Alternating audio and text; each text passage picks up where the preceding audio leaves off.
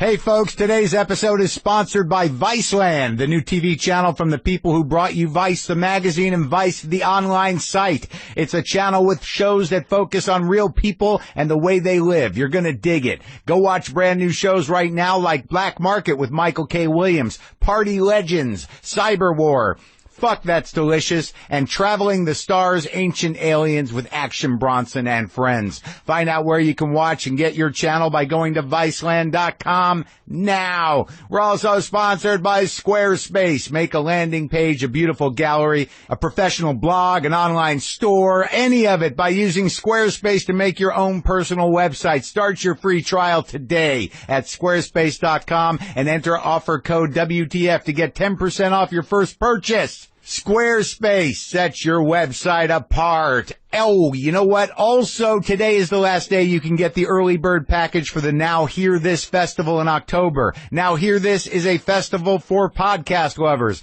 I'm going to be there. My producer Brendan is going to be there. We're doing a live chat and Q&A with fans, and there will be dozens of other podcasts there doing live shows. Go to nowhearthisfest.com to get the early bird tickets for October 28th through the 30th. Whew. All right. Let's do the show. Lock the gates!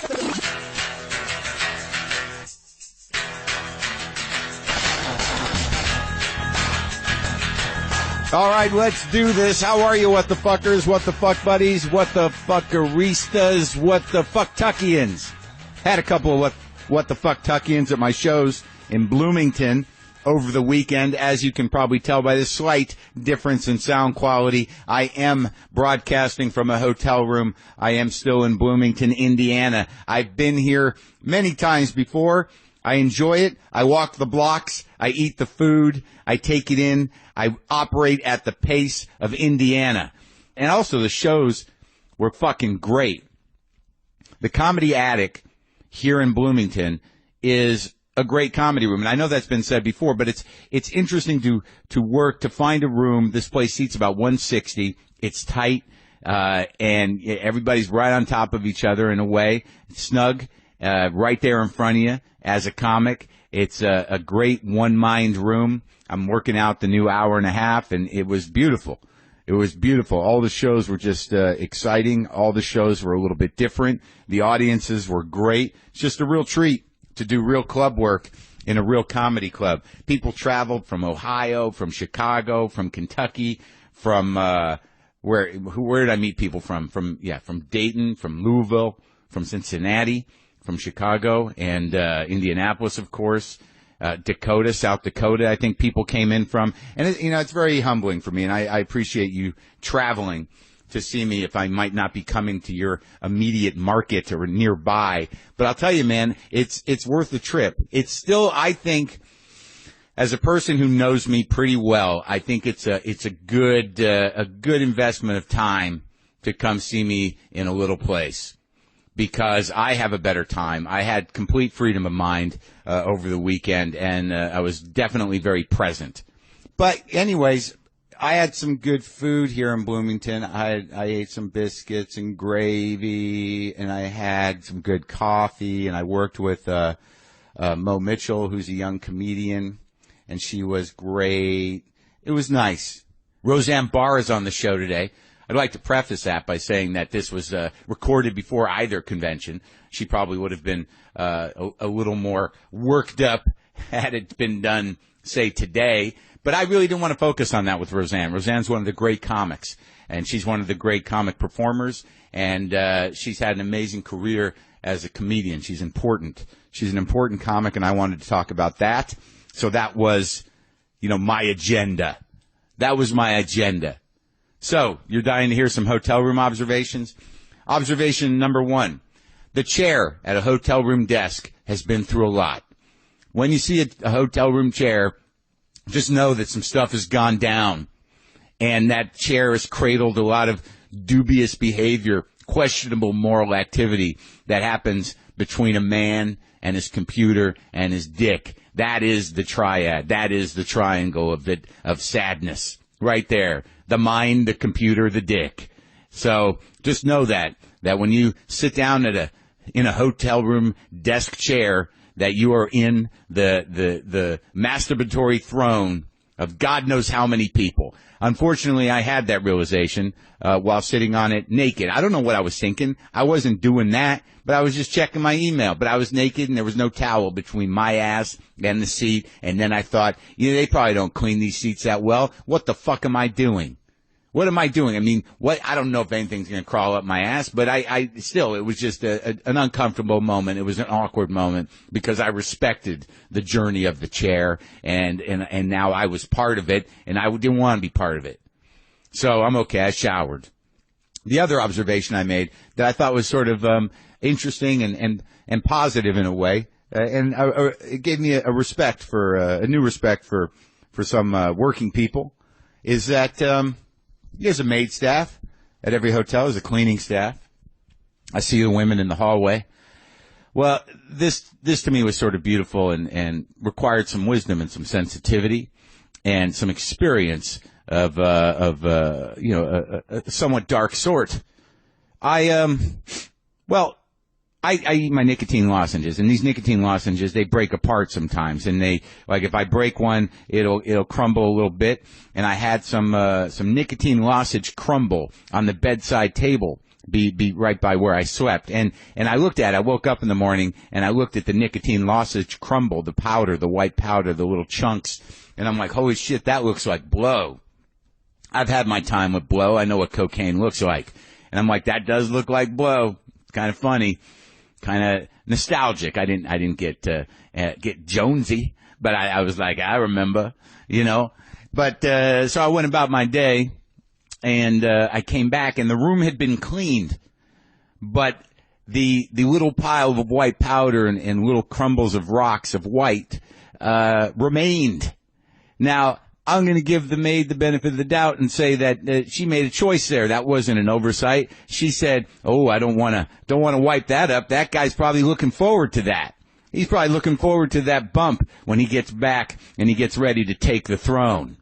So I appreciate your sensitivity, hotel cleaning staff of America. That even though it was not what you thought it was, it's very polite of you to leave a little freeze on the bedroom table or on the desk. Don't wipe away that little bump that guy or that gal is looking forward to later in the afternoon or for breakfast the next day. Thank you for doing that. And that's coming from a guy that doesn't do that shit anymore.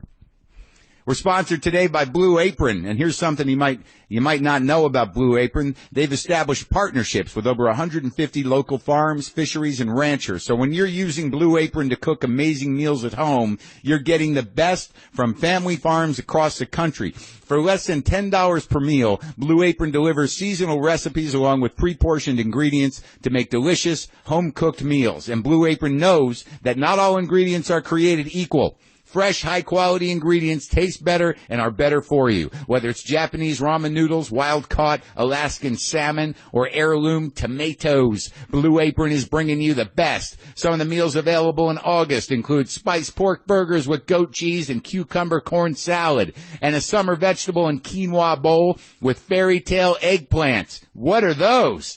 Or how about chicken tinga tacos with summer squash and tomato salsa? How about saying that again? Chicken tinga tacos. Check out this week's menu and get your first 3 meals free with free shipping by going to blueapron.com/Maron. You'll love how good it feels and tastes to create incredible home-cooked meals with Blue Apron. So don't wait. That's blueapron.com/Maron. Blue Apron, a better way to cook. I mentioned Roseanne Barr is on the show today. She is, and it was a pleasure spending time with her. She's very intense. She can go way out there if she wants, but I felt nice. Felt nice to interact with her, to be engaged with the great Roseanne Barr, great comedian. Now look, it's been hard for me to stay out of it. It's been hard for me to stay out of the cultural conversation, the political conversation, and I'm not great at it because I'm reactive and I get angry and like anybody else. I transfer my own personal problems onto the struggle at hand, some ideological problems, but some just personal righteous anger, and I get worked up. What can I tell you? It's just the way I am. And I connect with the insanity. It had a weird moment just moments ago where I was, just walking down the street to this place called Hopscotch Coffee, which is, a little ways away. Nice walk. Brought my running shoes. They didn't do any running, but we did some walking. It's very hot. It's a little humid. It's a little pressure cookery out here in the great America. And I walked by a woman over by the Kroger Market. Must have been in her 40s or 50s, just screaming into a phone, just screaming into the phone. And it was, you feel the intensity, man. She was just yelling, I don't want any of it. I don't want you shooting me up with anything. It was an odd fragment to pick up. It was a heartbreaking fragment, but it was intense. It was loud. It was too loud. And it was, whatever it was revealing was dark.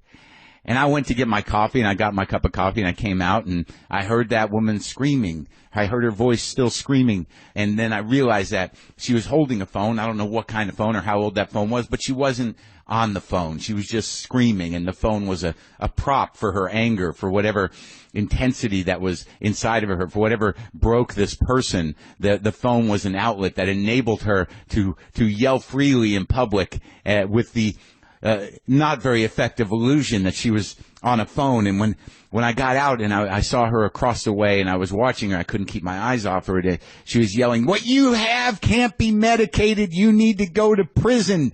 Dude, you push me out of my house. You shoot people up and then cut their hair. Dude." And she kept walking. And it took everything I had. My desire was to continue to follow her and listen.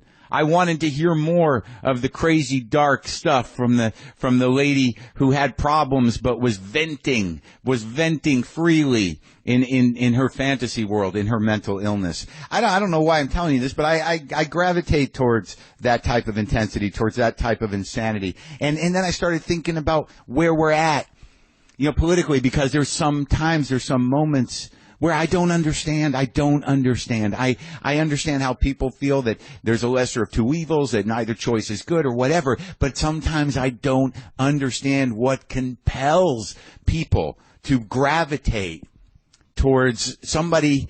I can mention names. I can mention Donald Trump's name. I don't understand the intelligence of it, the rationale. I understand if you don't like the other candidate. No candidates are perfect. I get all that. I understand if you don't like the system. I understand that maybe you think America has caused your problems, that maybe America is to blame.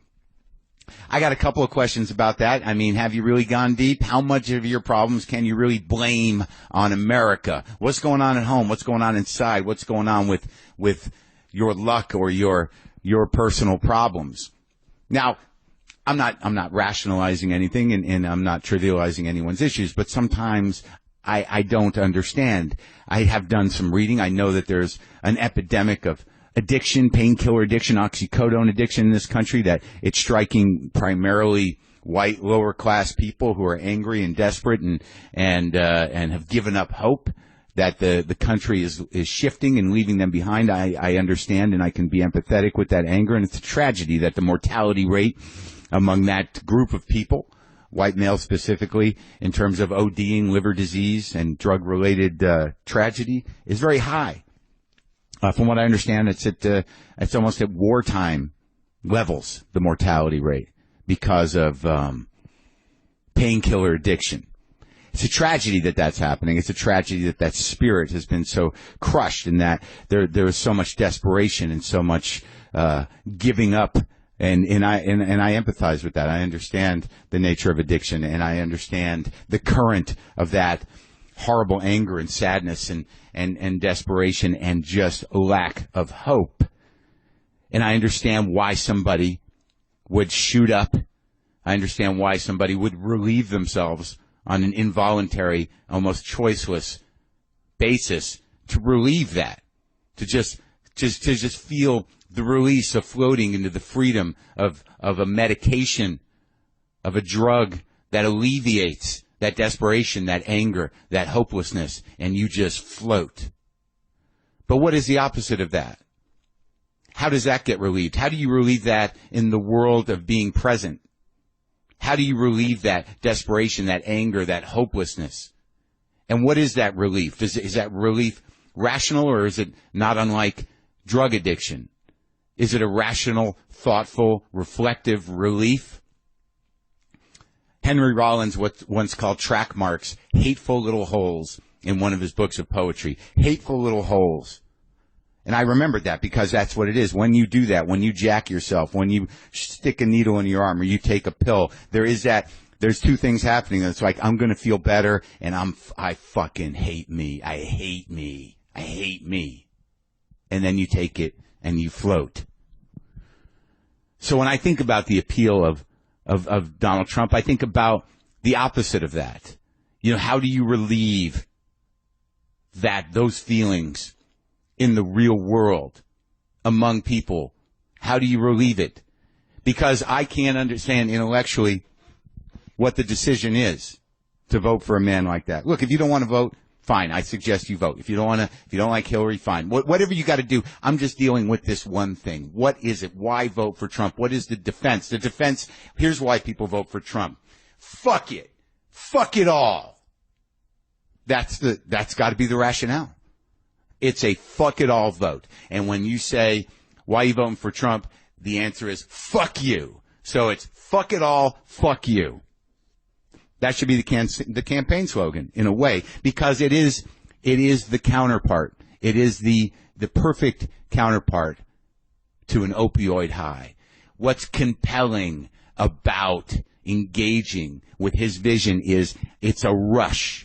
It's a rush of shameless hate. It's a hit of arrogant ignorance. It's the satisfaction in moments of empty victory. It is just the nihilistic intensity of potential chaotic upheaval and destruction. I mean, there's no other way to look at it. There's no foresight. There's no vision of the future. There isn't. It is just, it's the possible annihilation of all progress with no real plan. It's the elation from the fantasy of complete moral bankruptcy. It's the possibility, and I believe this, and I know some of you people who are my fans and who listen to this show are conservatives, you're Republicans, and you know in your heart this isn't the guy. You know it. You may not like her, and that might be driving you, and I get that. But what is really at the heart of people that are passionate about Trump winning is the possibility of evil winning. And I'm not talking about winning an election, but I'm talking about the eternal struggle. And maybe I'm being a little dramatic, but I don't think Trump is Hitler at all. I think he's fucking Satan. And I know you rational conservatives and you rational Republicans, I know you know. And I know that you are banking on the idea that, you know, he will be schooled, he will be harnessed, he will be held hostage in the Oval Office, and it will be okay. I know it. And I know a lot of people, a lot of intelligent people, men specifically. I know. It's hard, man. You just want to see that woman lose? It's hard for a lot of men who are secretly infantile, who feel gypped, who have issues with their mommies or their daddies. It's, you know, when you watch a woman with authority, speak with authority, deliver a strong leadership vibe, a grounded person. For a dude, sometimes there's only one way to take that in, and that is, I hate this teacher. Oh, she's so mean, this teacher. I wish a substitute was here. Remember that guy? Grow up. That's all the righteousness that may come out of me for this cycle. We'll see. Don't get alienated. Just let me have my feelings. Okay? Can you do that? Can you? It is hot out here, people. It's August, so it's going to be like this for a little while. You're going to want to take it easy. Maybe take a little nap. Right?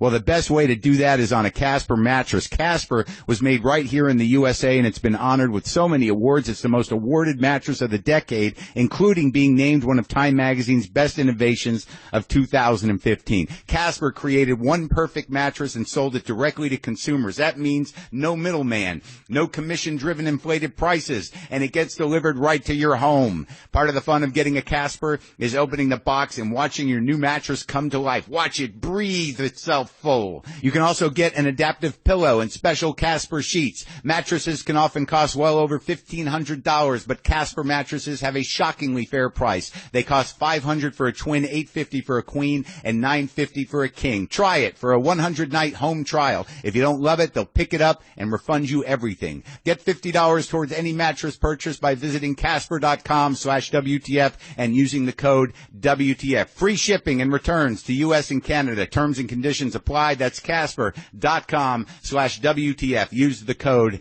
WTF. So Roseanne Barr has a documentary out about her run for president in 2012, and it's great. It's really a great little doc. It was fun to watch. It's called Roseanne for President. It's now in select theaters and available on most on-demand platforms. And as I said before, I was nervous because I respect Roseanne Barr, and we had a nice conversation, primarily about comedy.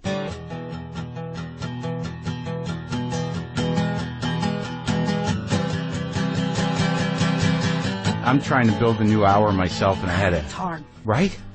I had a fucking dream last night that I bombed outdoors in Ireland. I don't know why it was Ireland, but there was... You were thinking of that Scotland festival, I bet. You're probably right. Yeah. I bombed there for a month. Did you do that Edinburgh? Yeah. And you bombed? Well, yeah, I didn't know what it was. I was there for a month. And, you know... A month? Yeah, you go for a month, and no one was coming, and there was like 9 people. It was like doing the original room at 1:30. Oh, Christ. For a month? Yeah. I bet you wrote some material, though, right? Sure, yeah. You get angry, and you write the material. Yeah. Well, I watched a movie last night, and I got to tell you, I was surprisingly moved. And At touched. my movie? Yeah. Thanks. Yeah, it's good, isn't it? It is good. Thank you. What I found interesting about it was that when somebody wants to do what they have every right to do, but is really sort of out of the mainstream to run for office or get a platform or make a difference, it's very human looking.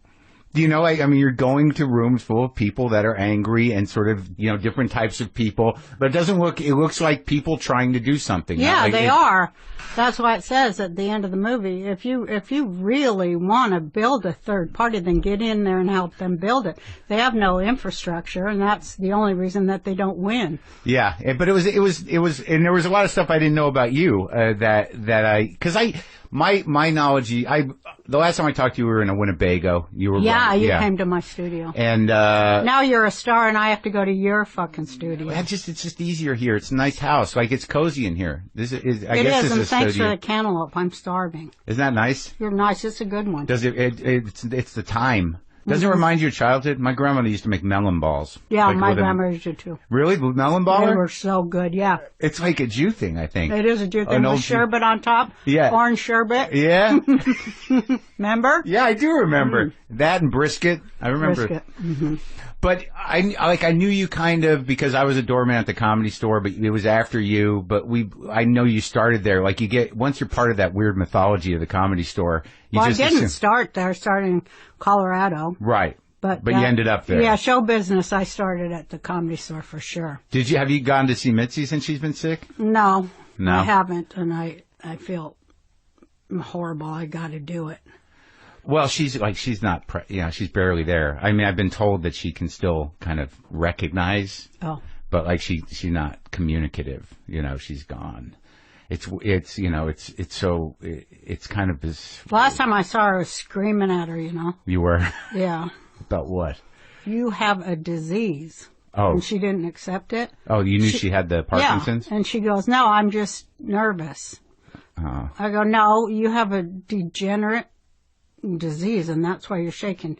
You're not fucking shaking because you're fucking nervous. Yeah. And she just wouldn't accept it. She wasn't going to go. Mm-mm. Yeah, well, I think Paulie goes over there a lot, and certain people go over there a lot. Argus, I think, visits. And, That's sweet.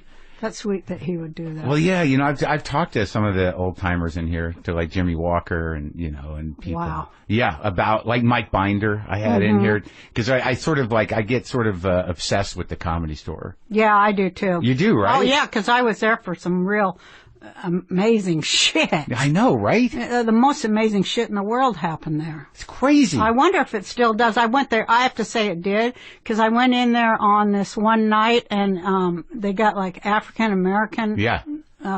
In the main room, they do a black show. Yeah. Yeah. What's it called? It's Tuesday. Yeah, I used to. I don't know what they call it. I don't remember. It's all right, but they still do a black show sometimes in there. Yeah. Because that shit is unreal. It's like 14 times next level. It's amazing. It's just amazing. People had to go down there and look, and they were kind enough to allow me to smoke a lot of pot with them, and they had some good shit. And then they let me come up on stage and dance, which I love. Yeah. And Did you do any stand up? No, I was like, I want to do stand up, but they're like, no, don't push it, because people don't want to hear any white women up there tonight. You had your time, shut up.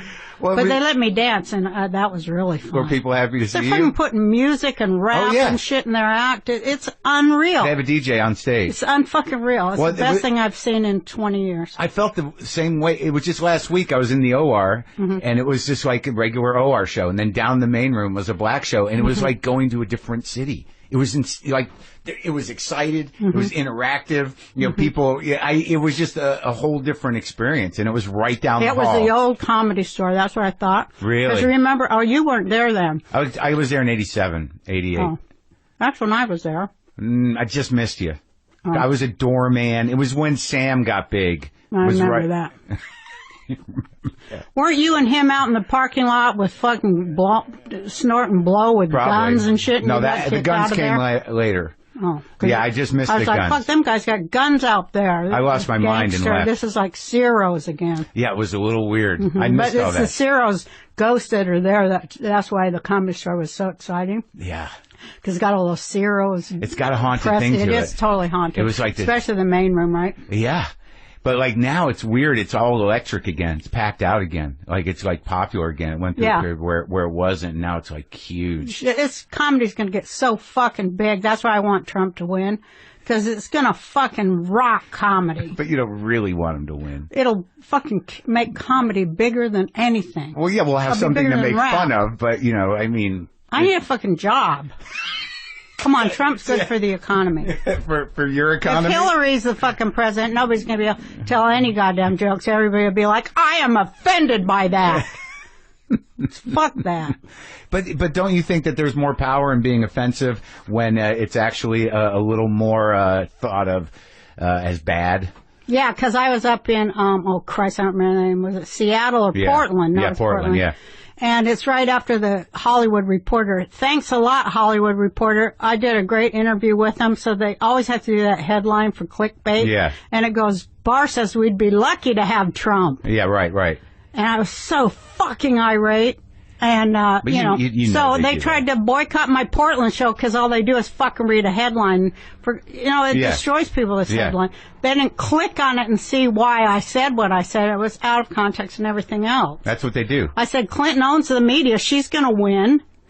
Don't fucking worry about it. She already has the fucking receipt. Don't worry about Trump. It was all theater. She's going to win.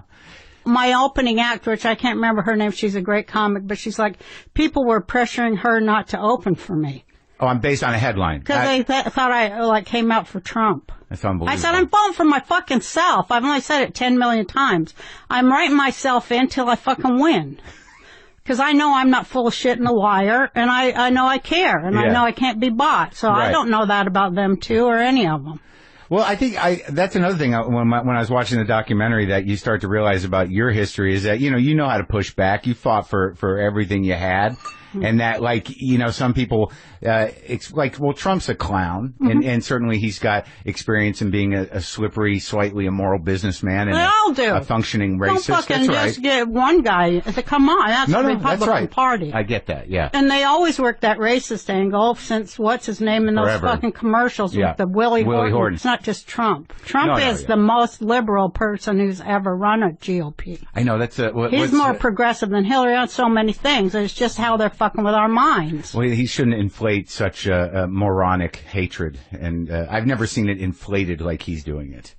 I've never seen somebody accidentally retweet a Star of David from a Nazi website. That was not a fucking Star of David. Listen, I accidentally retweeted Zimmerman's address and got sued for it. I got sued, and I had to go to court. Thank God I won. Yeah. Just because I was like, are retweeting anything that Spike Lee put out there, and look at me going to fucking court because I retweeted.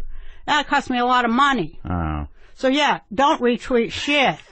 But that was not a Star of David. The Star of David, sir, you should know this. Are you a Jew? Yeah. With that face, I thought so. Yeah. Is two interlocking blue triangles. I know that. I know. So, it's just theater. But you come from Holocaust survivors. Of course. Like, I mean, like so do you. Right, but I didn't grow up with it in that way. That your grandmother was actually got out. Yeah. And that she and her two sisters got out. Yeah, and what happened to the rest of what's the story? She worked. She was 16. She worked and sent money home. Yeah. She had 10 brothers and sisters and 2 parents and 4 grandparents. Yeah. And the money came back. This is how my mom tells it. The letter came back. No such people known to exist. That and my mom, they called the Red Cross, and the Red Cross says, "Oh, that town doesn't exist anymore. It's called Oborniki, Lithuania." And they said, "Oh, that town doesn't even exist anymore. There's nothing left of that town." And they had a big farm, and they were farmers, and they raised horses, and that's how they made their money. They sold work horses. Yeah. And it was all gone. That's another story. The whole thing's gone. And they had been marched 14 miles from their home and put in a pit and shot and buried alive, most of them. And it's like, okay. And that affected my grandmother. And she had been a performer before that. Oh, yeah? And at that point, she never did it again. What kind of performer? She sang. She played the mandolin and sang Rudy Valley songs at bar mitzvahs and stuff. She had a lovely soprano voice, though. Yeah? And that was a story you grew up hearing? Or did you hear that later? Like the story about her family and everything? I didn't hear it till later, but I grew up in an apartment house there in Salt Lake City, Utah, my grandparents had sponsored a bunch of people, survivors over from concentration camps, Germany or Poland and stuff. And so this big apartment building, which my mother still owns, it was full of survivors and people with numbers on their arms and stuff. And that's where I grew up. So hence my humor. Yeah. How'd they end up in Salt Lake? I mean, my grandparents sponsored them. But no, how'd your family end up in Salt Lake, of all places? My grandfather was... there was a small Jewish community there of 50 families, merchants, who lived with Greek people. You know. Right. Yeah, sure. They had restaurants, import, exports, and stuff. Yeah. And my family had always done that. And so they always lived with Greeks and Chinese people, you know, so that's what it was. And so were they there before the Mormons came? They went there in, I think, the mid-1800s. So probably, I don't know when that history lines up, but it's probably around the same time. So they were there a long time. Yeah, they were there a long time. I think they came in the 1880s. They came in, you know how there was first the 1880s, a whole bunch of people came from Europe. I think they were in that group. And I think a lot of Jews ended up in the Midwest, too, like in Minneapolis. Yeah, first they went to Kansas City. That was like, you know, that big Jewish population. And then from Kansas City, they... You know, they, if you ever read like Western History of Utah, a lot of the, cowboys and stuff, they were Jewish and they were black too. Yeah. So, there's a big Jewish presence in Utah for, you know, way back. And you had to balance it with the Mormon presence? Well, I was just going to say my grandfather was a kosher butcher and that's why he was in Salt Lake, was to serve that community. Right. Yeah. And how did you get along with the Mormon contingent? Well, they were our neighbors and stuff. Yeah. And, you know, as long as you were just like them, it was great. So you had to act a little Mormon? Well, you know, you had to get along with them. They thought I was honestly, they really thought I was a freak. Yeah. They knew I was Jewish because I always, you know, everybody knew that, but they didn't really know what it meant. Like every Christmas, they'd always bring us Christmas presents, you know. Yeah. Just, they felt sorry for us because we didn't have Christmas. You know, they were sweet. And I asked my dad, too, how come Santa doesn't come to our house? Yeah. Just the neighbors. Right. With presents. How does he know? Here's what my dad said. He was so fucking funny. He goes, because Santa is an anti-Semite. And they were your grandmother was socialist, or were they like old Jewish socialists? My one grandmother, my mother's mother, is completely like a Nixon Republican. Right. For the business, she had a thick Lithuanian, which I can't do, but it was like for the business woman. Oh, right. You know, the business, what they had, but the business woman. My favorite thing she ever said, she used to kosher, they were butchers. Yeah. So she used to kosher her own chickens. Yeah. And her She'd son kill 'em? had, she'd do it and kosher them. Yeah. The Reverend Drain would come 'em, yeah, over. right. Yeah. She'd be cutting their throat in the backyard, and I'd watch the body run with no head on it, and the Reverend was... The rabbi? Yeah. Yeah. It was called the Reverend there in Salt Lake. Oh, really? Because there was the cantor also was the Reverend. No kidding. Because there was like a lot of army people there. They have a Reverend. They don't call it a rabbi. Okay. So, yeah, he'd be squeezing the blood out of the head, and she's whatever. Praying? Yeah. Doing the prayer? But then she explained it like this. You cut the jugular vein. Yeah. You must cut the jugular vein. Yeah. It was all freaky. It was like a farm. Yeah. I kind of had a farmish. A lot of farmers have that background. And you have a farm. Do you still have it? I've always farmed. Yeah, I have my farm. Yeah, I love my farm. What happened? Like, it seems to like what I didn't know. What made me curious was that this car accident when you got hit by a car. Oh yeah. I mean, you were like already a kind of a kind of opinionated, full-on personality kid. No. No. Really? I was a shining example of everything. Oh, really? Good girl. Yes, I was a real good girl. Mm-hmm. Up until the accident. Yeah. Then I changed. So you got hit by a car. Mm-hmm. How the fuck did that happen? I was crossing the street, and this woman hit me. The street to our school was at the top of the hill, so the sun just blinded her, you know. Yeah. And she didn't see me, and she ran over me, and the hood ornament went in my head. Oh, my God. She dragged me, they said, 30 feet. My legs were like hamburger meat. So you broke I think I would know if I hit somebody, and I'd step on the brake, but she kept on going for 30 feet more. Yards. And she stopped. 30 yards. She stopped. I think somebody said, hey, hon, you've got somebody stuck on your hood. Their head is kind of... There's a Jewish kid under the car. I don't know if she ever saw it till... Oh, my God. Somebody pulled her over. So you broke your legs and your head? I didn't break my legs, but I my skin was gone. So I'd have skin grafts and stuff, and I had a head injury like, football players get. Yeah. What do they call that? Traumatic head injury. And I had a brain concussion and a skull fracture. Oh my gosh. Something like that. And when did you realize that you were different? Did someone have to tell you, or did you No, know? I always knew I was different. You mean that I had changed? Yeah. I was a me that was inside before. Oh, it got unleashed? Yeah.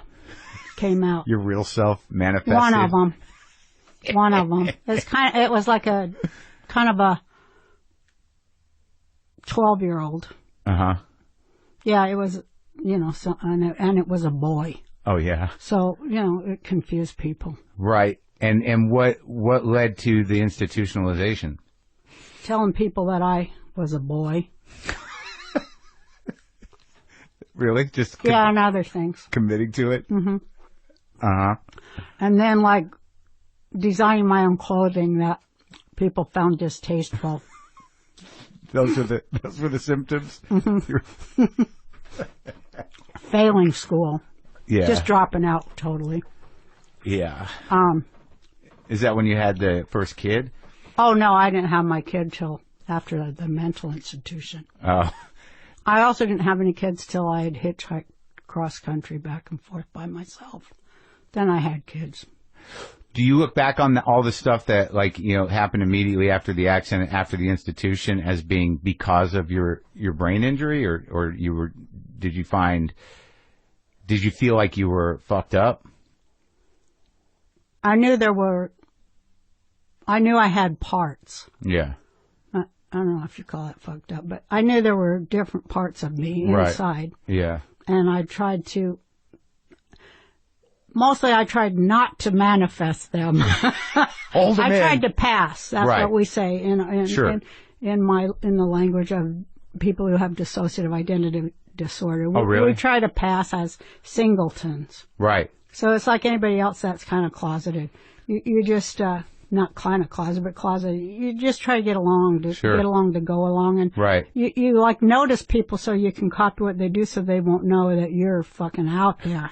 But then as soon as they find that out, you do get thrown in the mental institution. They do experiments on you and they take parts of your brains out and they fucking do all that shit and they shock you. Right. And they, they throw you, whatever they want to do, and I've seen it all. Yeah. I saw every bit of it. When you were in the hospital? What happens to mental patients, in this country.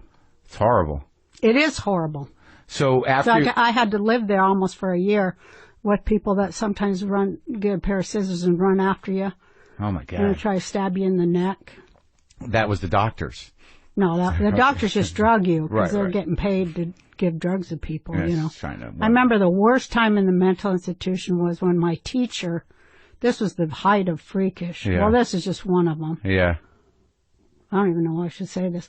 I remember I was elected class president and the teacher came in and said, so-and-so shit in the sink. He went to the bathroom in the sink and you're class president, so you have to clean it. What? That's what the class president... I said, why did you shit in that sink? To the teacher? No, to the kid who shit in the sink. Yeah. And they said, you don't talk abusive to him. It was like the height of crazy, like. Right. I go, it's not abusive to ask somebody why they shit in the sink. I go, I want to know why you shit in the sink. You tell me. Yeah. And he goes, so you'd have to clean it. I go, you dirty motherfucker. And then they put you in, detention? Isolation. Yeah. And I got put in isolation with a serial killer. I didn't know it. Like, this was an interesting one. Oh, this was at the hospital? Yeah, this big fat Marge. I thought you were talking about school, and I'm like, what happened? Well, that is where I went to school. At the hospital? Yeah. Okay. So I went in there, Marge, she's a big fat lady, and she kept on luring me, I guess grooming me. Yeah. And I was a people pleaser, nice, I want to be a nice, help people girl. Yeah. She's like, I'm going to tell you a secret. And she, like, it went over days, and she, like, captured my mind, so I did what she said was, I said I didn't want to go to dinner, and I stayed on the ward, and I snuck in the office and got the key and went in and unlocked her cage.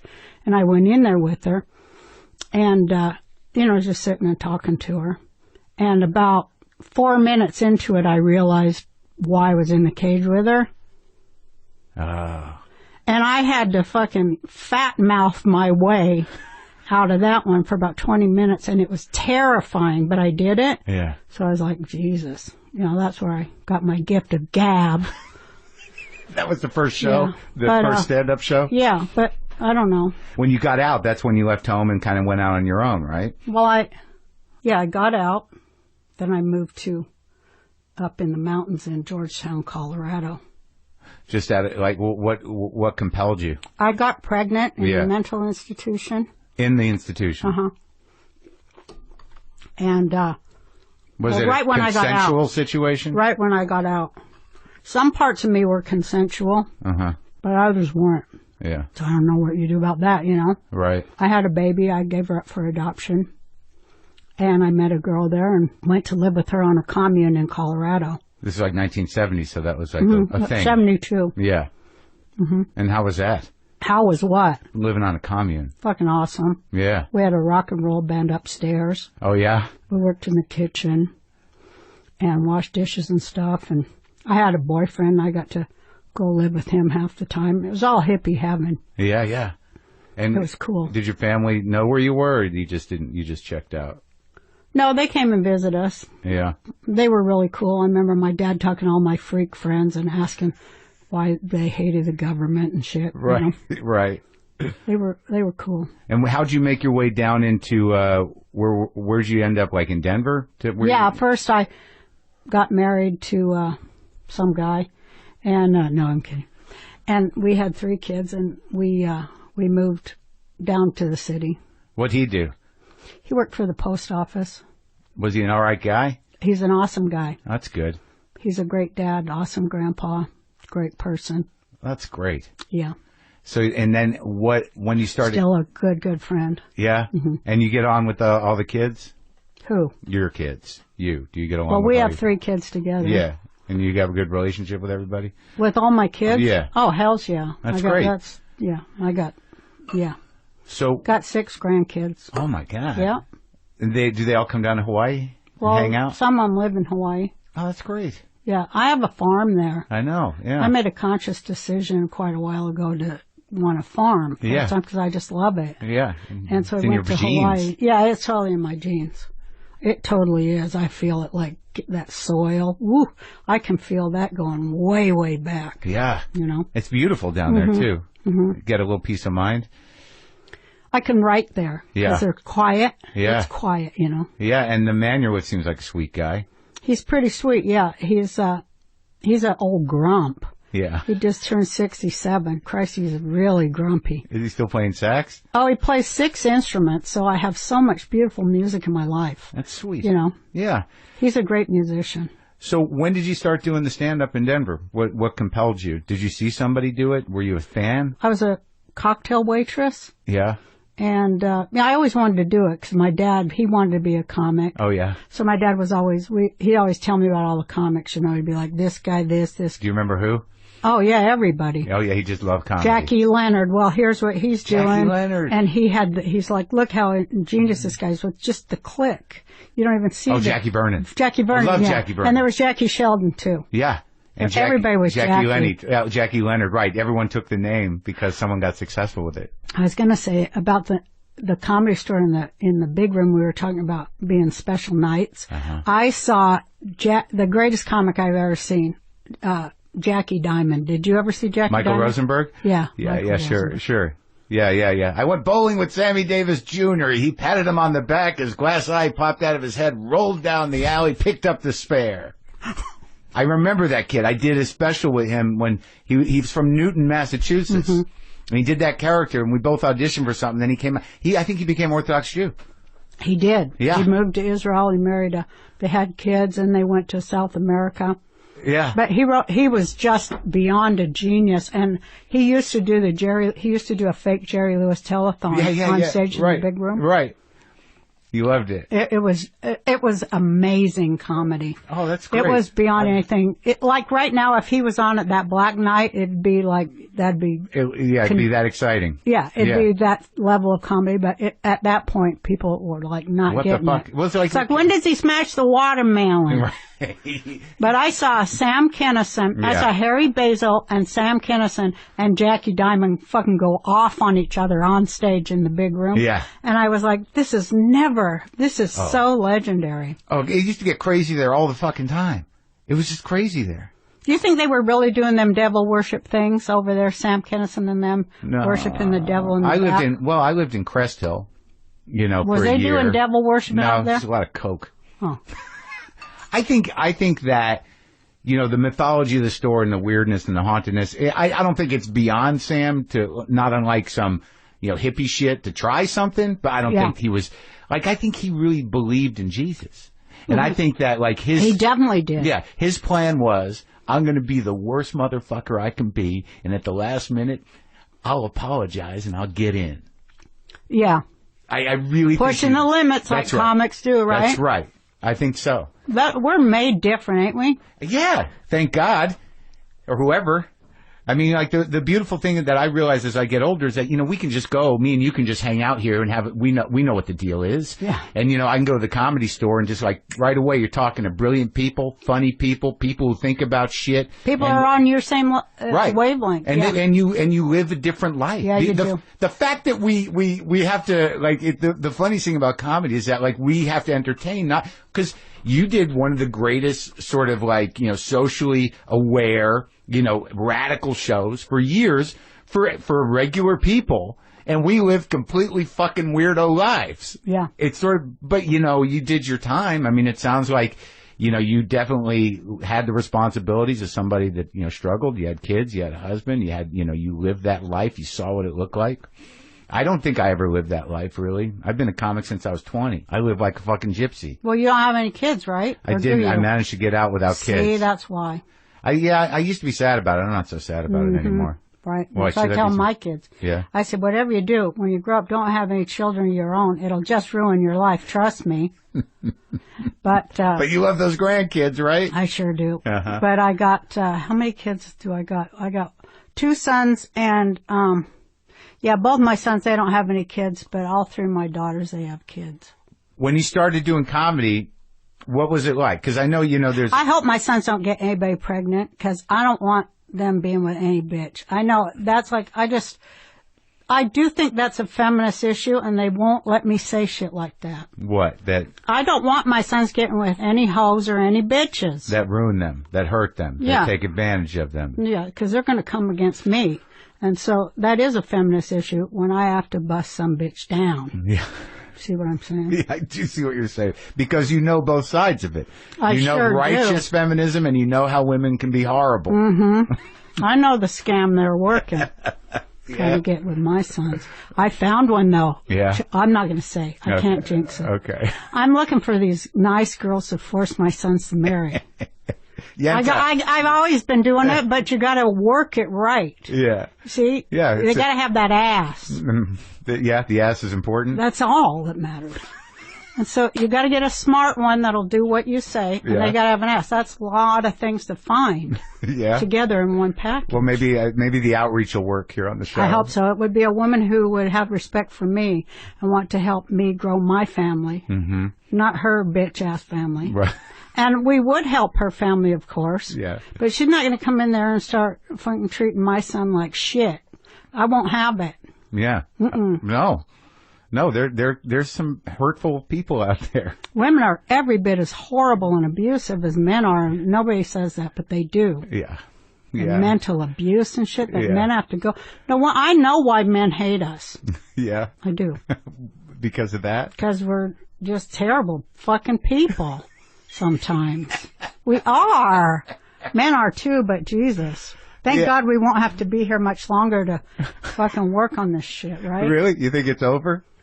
Well, I'm coming on 64, sooner or later. Plus, I don't think the world's going to last that long, seriously. I think the world will be fine. I don't know if people will last that long. Yeah, that's, the world would be like, oh, thank God. Yeah. Now we can breathe. Now we can grow. Exactly. But because I want to know a bit about the sort of what comedy looked like when you started. Like, where'd you go up first? Well, I was kind of doing comedy in this woman's collective that I was part of. Uh-huh. It was during an interesting political time in Denver there, yeah. Yeah. And I was also a cocktail waitress at that same time. I had like all these different lives. And I was a housewife. Yeah. And a mom, so I had a lot of things. And you were still holding back as many of the different yous as you could? Yeah. Trying to just stay straight, Because, did you feel that, like with me, when I started doing stand-up, it was like, it was something that you could truly call your own. You could say whatever the fuck you wanted. It was your fucking space, and you knew exactly what needed to be done up there. Yeah, exactly. Right? Yeah, exactly. And you could, I got into it, and I'm that's how I want to find myself. I don't know if I want to be an entertainer, but I want to find some space. Yeah, absolutely. You want to find a voice. Right. Exactly. It's voice, for sure. It must have felt great, when he first started doing it. Shit, my first night on stage, and I had written my 5 minutes. It took a year. Yeah. And first time on stage, I just killed, and I got hooked. Yeah. First one's free, kid. Yeah, right, exactly. So then I was talking to the other comics backstage, and they were like, "Hey, you ought to do this and do that." See, I should have knew right then. Yeah. So I start going, yeah, okay. And the second time I came back, I did what they told you. Yeah, which was, you got to sell that line harder. It was all the wrong shit. And I got booed. Oh. And then I just tried to chase that first one for and you got it back 30 years. Yeah, and you got it. You nailed it pretty good. I did have a wonderful man, because I've done 4 HBO specials. Yeah. But this writing new stuff at this age, that took a long time. You get a little bit of a. Well, walk. But also you've evolved as a person. So, Yeah. you know what, you know, So how are you going to make that funny? Exactly. Right? It's hard. Yeah, when you're in a different place and you feel good about some things and worse about others, that you have a voice, you have opinions that you want to try to figure out, but everyone knows you as whatever you were, and God forbid you feel good about yourself. Yeah. How the fuck are you going to do comedy? Yeah, exactly. It is that, definitely. Right? Yeah, I did do one act that I took to New York to have people see, if they were going to put me on Broadway with the shit. Oh, right, like a one-person show kind of thing? Yeah, and they were like, you got to do it in a church. Because I did talk about God a lot and stuff. And where'd you come out on that? They didn't find it humorous. Oh, really? Yeah. What was the arc of it? Just my prayers and what I ask. God for, because I did try to repent, one time, because I don't want to burn in hellfire for all of eternity. But why would you? You're a Jew. I don't know. All right. They'll figure out a fucking way. Motherfuckers. Anti-Semite. But anyway, I think the devil's an anti-Semite. Or a Jew. No. Okay. No fucking way. All right. No. Okay. So I'm talking to God, and I'm just going, I gotta, reboot, So I go to my rabbi, and this is true, too. Yeah. I go, should I just, I think maybe I should start a foundation. I started talking that Hollywood shit. Yeah. I give him, set up a scholar, blah, blah. Here's my rabbi. He was the greatest person I ever met. He goes, that's all well and good, but I think maybe instead you should learn to be nice. And I talk about how that was a walk through hell. I thought it was going to be easy, but it's actually like a walk through fucking hellfire where I had to give up, my soul was on fire.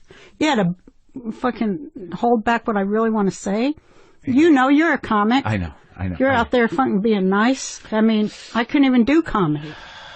But I was doing it in that form, Yeah, but like being nice off stage, I was very defensive and very insecure and very angry for a long time and preemptively hostile, because you automatically think someone's fucking with you. Well, they are. See, this is what I realized after my walk through the fire, dark night of the soul there. Yeah. Hey, I'm not a nice fucking person. That's when I got enlightened. Yeah. I go, hey, wait a minute, I'm not a nice fucking person. And you're okay with that. I'm a comic. Yeah. Yeah. But not because I can feel a certain thing right now. I think that the people that know you and they see you in a real way, you're nice to. Yeah. I try being nice. I try to leave a small negative carbon footprint with people. Right. But on the bigger level, you got to protect yourself. Well, no, I don't even get around. I don't stay around my family. I can't take it. Oh, yeah. But, in comedy, somebody's gotta be getting smacked or it ain't funny. That's true. Right? Yeah, and usually it's better if it's you. Yeah, it is better if it's you. Yeah. But if it's you, it's everybody, right? Yeah. It's just so specific that it's universal. That's the balance. Because, I think that was what was amazing about the sort of anger of your original manifestation of that character, was that, it was something everybody felt. You had your own insecurities, but, you were empowered in how you saw the fucking world. I wanted to just go, let's wait a minute now. Yeah. But you were an underdog as well, just naturally, in the way of of your situation in life that you were depicting. Well, I was always we were always the underdog in my family. Yeah. And, being a woman, you're always the underdog. Yeah. Who were you working with when you started that you liked, comic-wise? Any of those Denver guys? You mean when I went... Denver guys? Yeah. Oh, everybody, all the Denver guys were friggin' great. Yeah. I mean, we all grew together over 3 or 4 years. Worked with Sinbad too, and Sinbad was a blast to work with. He's a great guy. I had him in here. Great guy. He can go on forever. I know. And it's funny. Yeah. Just off the top of his... Yeah. He was from Denver? No, he came to Denver.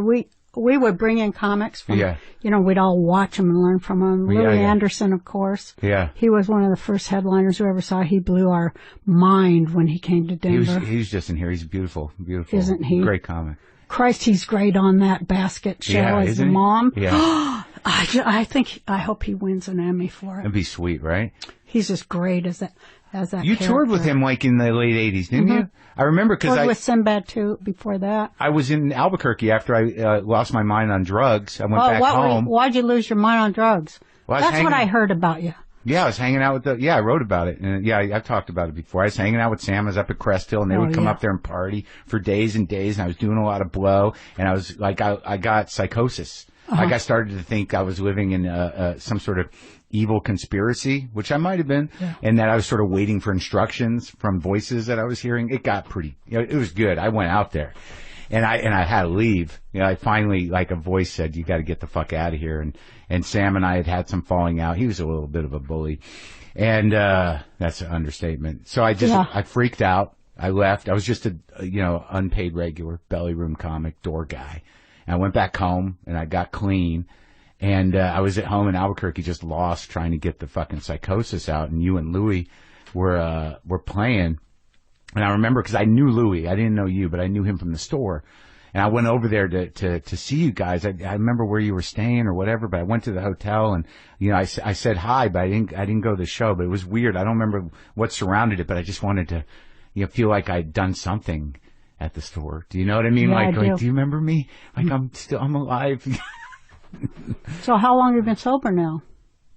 Almost 17 years. Shit. What do you think? Better or worse? I'm good. I drink a lot of coffee. I have my nicotine lozenges. I'm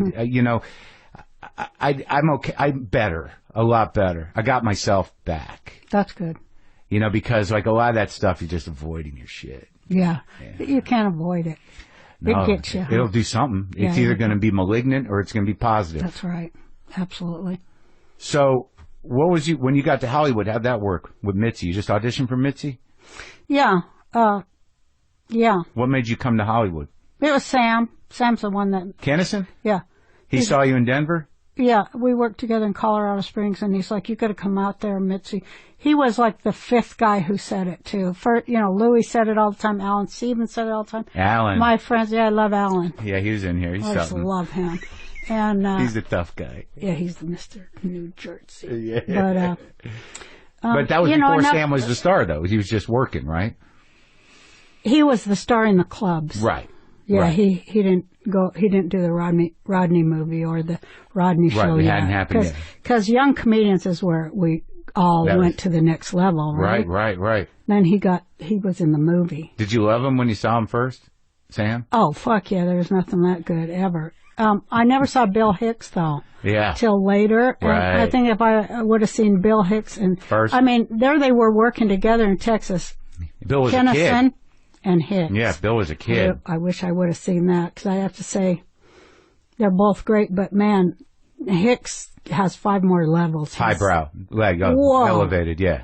But Sam was great, and when I first saw him there in Colorado Springs, he was approaching Lenny Bruce material. It was phenomenal. Like a different time zone. You're like, what's happening? And me and him hooked into a friendship then, and he insisted to, when he came up on stage after I opened for him, he said that's the real queen of comedy. Fuck Joan Rivers, which, I mean, that was something to hear. Sure, yeah, beautiful. It was me and my sister, and he told you to come out? And everybody was like, Jesus, that guy, Yeah. It's like a fucking tornado hit the place. Yeah, so all my friends and my comedian friends, they'd come out and audition for Mitzi. And so I did. I came out and I did 5 minutes in the little room. Yeah. What do you call that? Downstairs? No, or upstairs? Belly downstairs. Room? Oh, original room. Original room, yeah. And she came up after I came off stage. She goes, go do 20 in the big room. And all the waitresses said that never had happened before. Just go from 5 minutes there to 20 there. And she walked down there to watch you? Yeah. And George Schlatter was there, and he was doing this show Funny, and it was featuring funny women of the Comedy Store. Yeah. And he was there in the main room. And so after I came off the stage, he approached me and said, you come back and film Funny. And so I said, okay, and it was so phenomenal. And I thanked Mitzi and George, and then I went home to get my kids together. and came back out 3 weeks later. And during the rehearsal for Funny, when in the main room, Macaulay was there. From the Jim Tonight Macaulay, Show, yeah. And he came up and he gave me his card and he goes, Roseanne, I love you, and come to this. So I go, move. Thanks, move. Because, I thought it was just a guy, and then he handed me this card, and it's fucking Jim McCall. And I go, look for my sister. She was there, too. And I go, get over here. Yeah. And then we just were running in the street in Sunset, screaming. He goes, I'm going to put you on Friday night. Holy shit. That was like all within a month. I went on the Tonight Show, and they had Julio on the show. Yeah. And he hired me to open for him in 18 cities. And there it was. All in a month. Yeah. That's unbelievable. Yeah. That was exciting as shit. Exciting as shit. And you had the goods. How much time did you have? Did you have like an hour? 15 minutes. You had 15. That's all I had to do to warm them up for Julio. And then that's all you could hold their attention. Let's put it that way. Sure, when you're opening for a musical act, right? They didn't want to see me. What were you doing on the road? Were you middling at that time, or were you? I just was with Julio. Oh, really? I didn't really ever go on the road too much to do stand up till now. Right. Now I'm going on a road trip for 2 weeks in September, all through Canada, and coming to St. Louis and some other. I don't know where. Did you work at the store regularly after that? Mitzi had a room, the Dunes, in Las Vegas. Yeah, sure, she did let me have two nights in the big room, and then she let me go to Vegas once a month, because then I could afford to bring my kids out and rent a house. So, I owe everything to Mitzi Shore, like you do and like everyone does. Did you like her? I love her. Yeah. Yeah, love her. She's a genius, 100 years ahead of her time.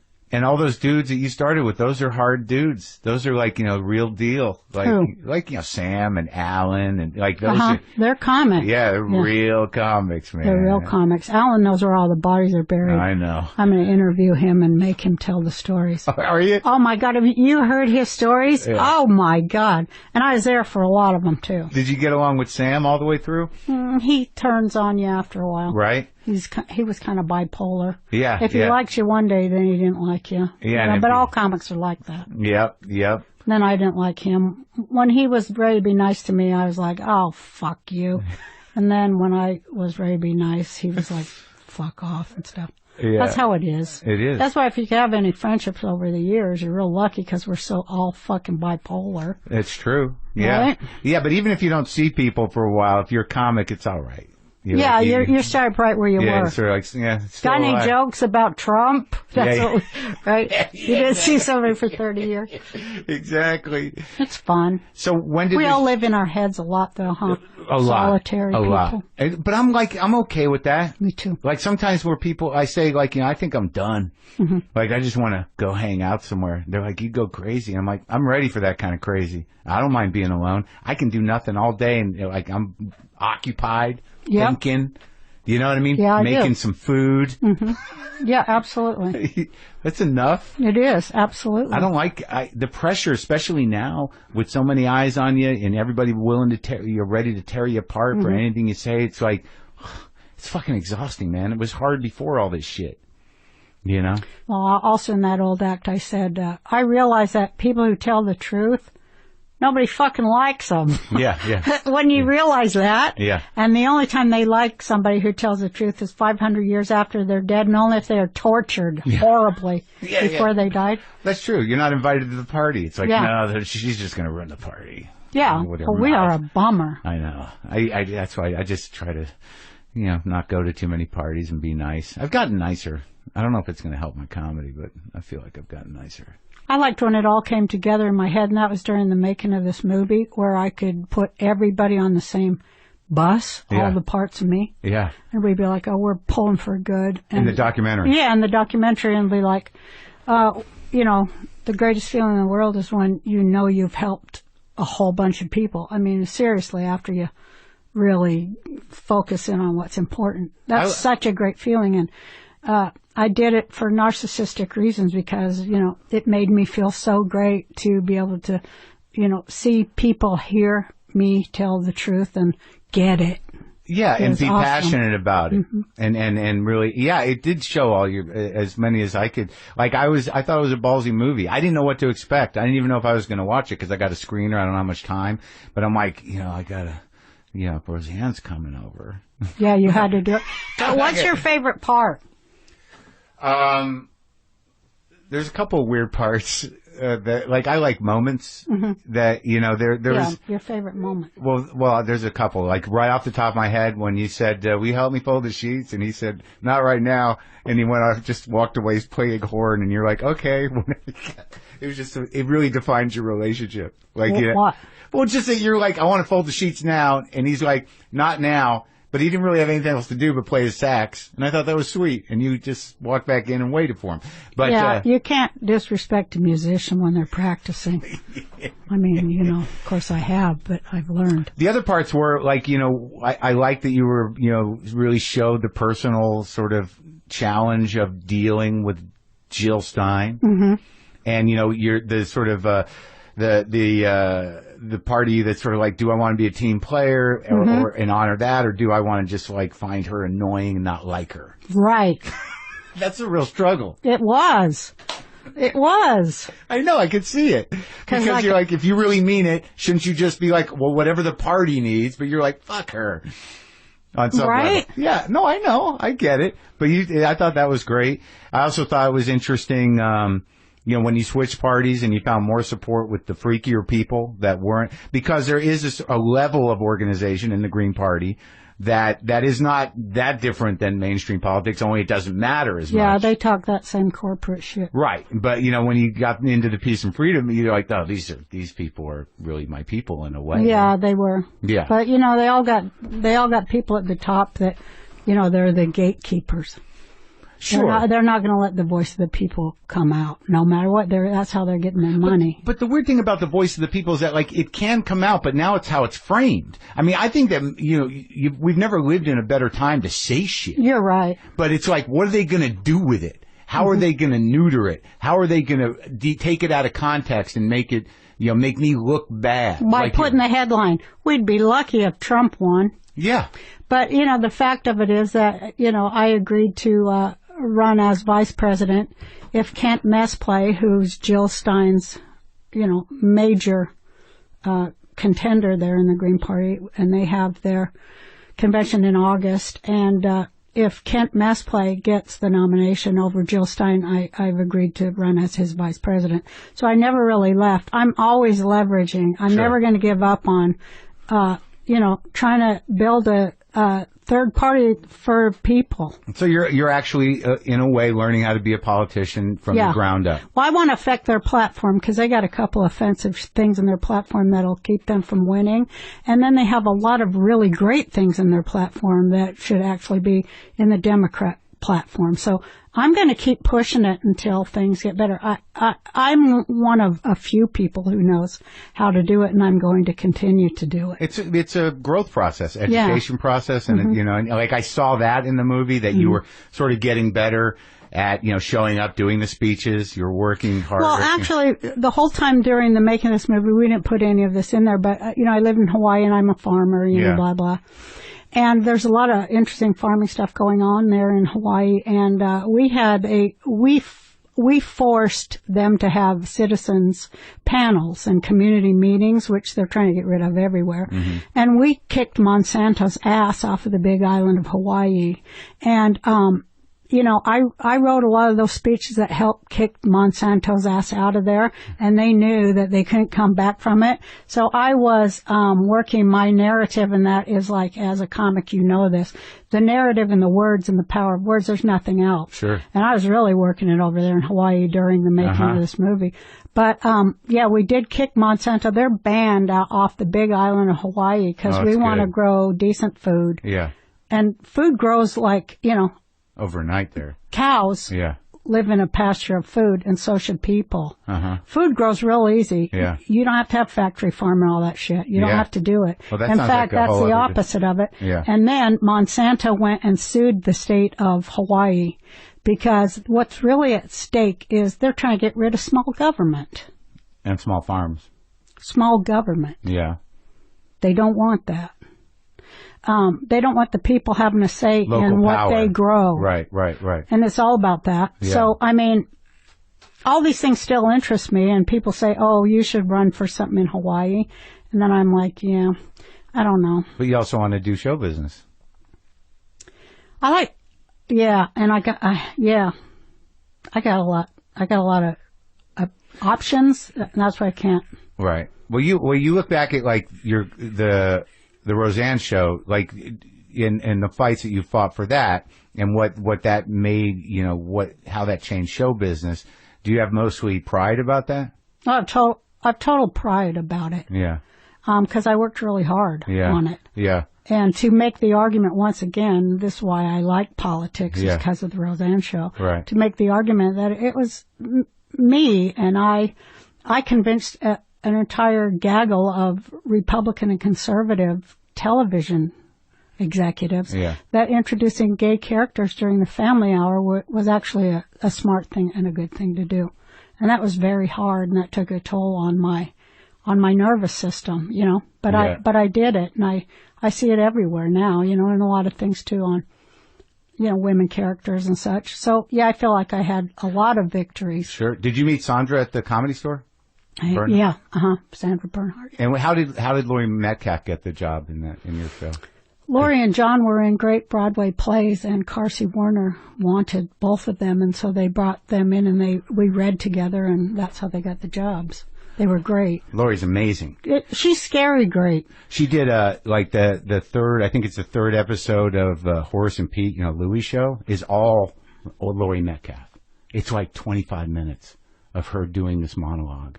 I never saw that. Oh my God. I gotta see that. Oh my God. It's one of the best things I've ever seen. Louis C.K.? Yes. Oh. He did a 10-episode thing that you can get online called Horace and Pete. It's it's almost like a play. I'll have to see it. And she did this thing. He wrote her this piece, and it's literally all her talking about like this struggle she's having with her sexual desire. I heard that. Yeah, I heard that with her father-in-law. Yeah, it was fucking amazing. It's crazy, man. Yeah. I'm getting chills.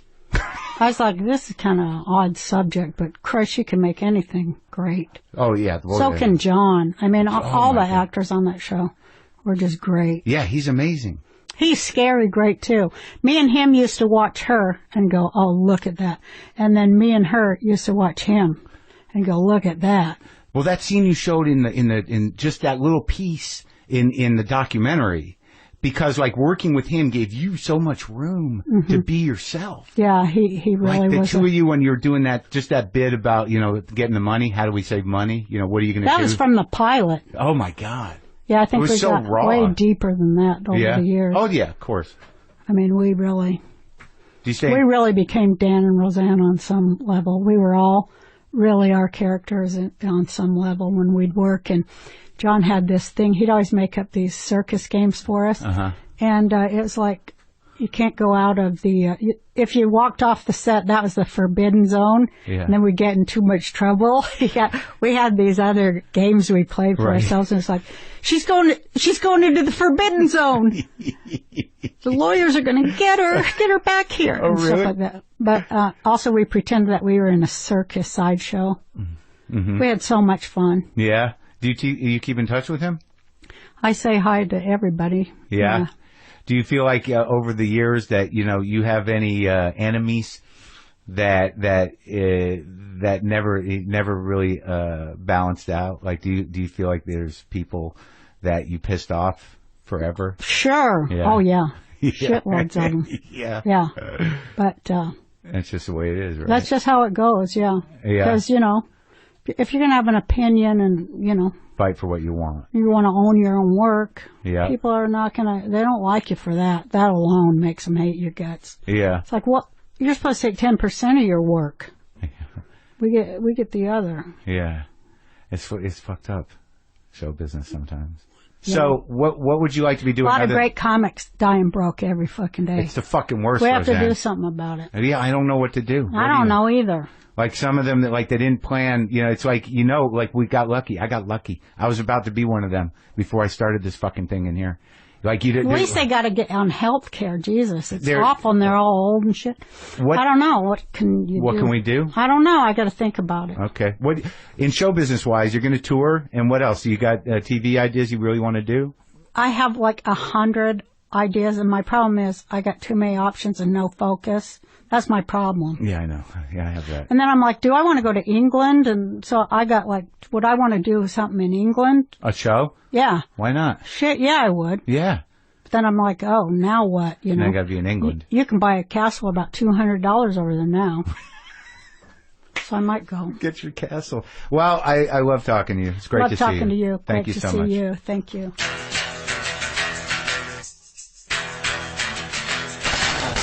I love her almost unconditionally.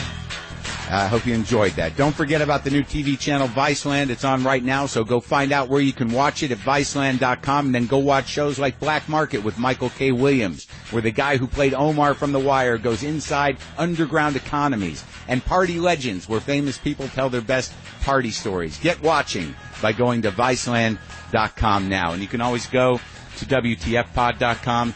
Go to WTFpod.com/tour. I got dates coming up. Phoenix coming up August 20th. That's one night, 2 shows. I'm going to be in Albuquerque on September 3rd at the Albuquerque Journal Theater, and I'm going to be in Rochester in September. I'm going to be at the Wilbur September 24th. That's in Boston. College Street Music Hall in New Haven, Connecticut, the 25th of September. I'll be at the Ridgefield Playhouse October 13th. That's in Ridgefield, Connecticut. Troy Savings Bank Music Hall, Troy, New York, October 14th. The Carolina Theater, November 17th. In Durham, the Night Theater in Charlotte, November 18th. I'll be at the James K. Polk Theater, November 19th. In Nashville, the Vic Theater, December 3rd. That's in Chicago. Great place, 2 shows, and more dates forthcoming. No guitar today. I'm in a hotel room. Boomer lives!